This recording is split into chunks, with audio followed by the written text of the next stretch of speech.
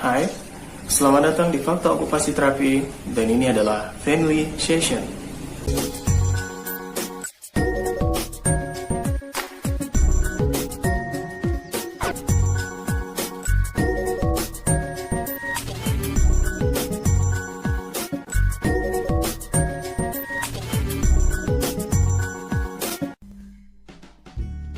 Kali ini kita akan diskusi tentang hal simple yang mungkin setiap keluarga atau orang tua pasti mengalaminya, yaitu kegiatan toilet training. Hal ini terlihat sederhana bagi sebagian anak, tapi sebenarnya isu yang cukup menarik karena sebagian anak yang lain mengalami kesulitan saat melakukannya.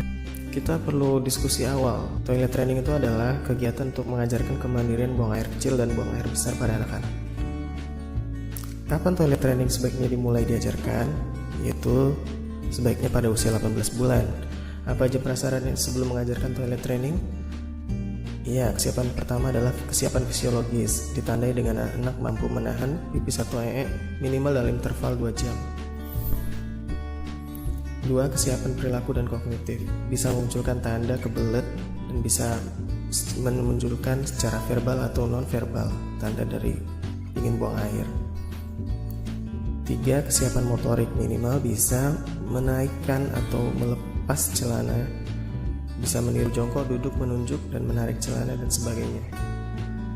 Toilet training memang sebuah milestone perkembangan yang penting, tapi sangat individual sekali, masing-masing anak beda caranya.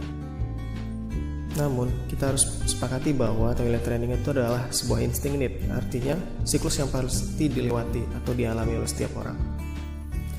Selama orang tidak mengalami lesi neurologis di area brainstem dan saraf spinalis, maka kemampuan ini bisa dilatih. Kemampuan toilet training bisa dilatih. Memang di dalamnya ada keterampilan motorik, kognitif, sensori, dan sebagainya. Namun lebih penting yang perlu harus dicatat adalah toilet training itu adalah sebuah habit yang menentukan. Kalau habitnya sukses, maka toilet training sukses. Habitnya gagal, toilet training akan gagal.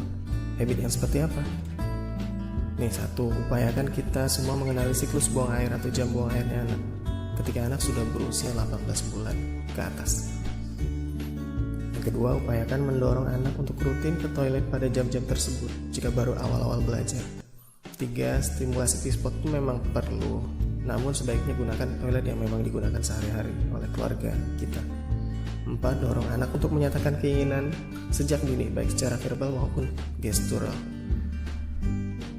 5. Repetisi kemampuan motorik pendukung seperti kemampuan melepas celana. 6. Jika Anda melihat anak bisa mulai kontrol pipis atau selama 2 jam, maka penting untuk mengeliminasi atau pelan-pelan melepas ketergantungan terhadap popok atau pampers.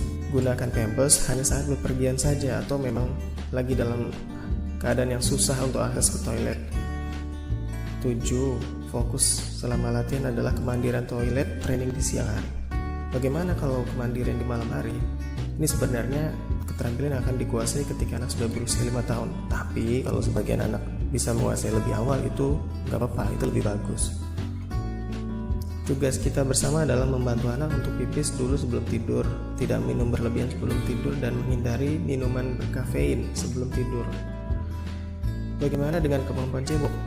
Nah, kalau cebok ini sebenarnya harus mulai dibiasakan sejak usia 3 tahun.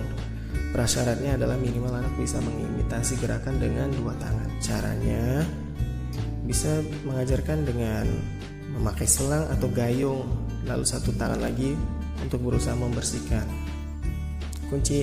Kuncinya adalah habit yang baik akan mendorong kemandirian yang baik. Maka bantulah anak untuk mandiri sesuai level kemampuannya dan sesuai kesiapan juga usianya. Semoga bermanfaat.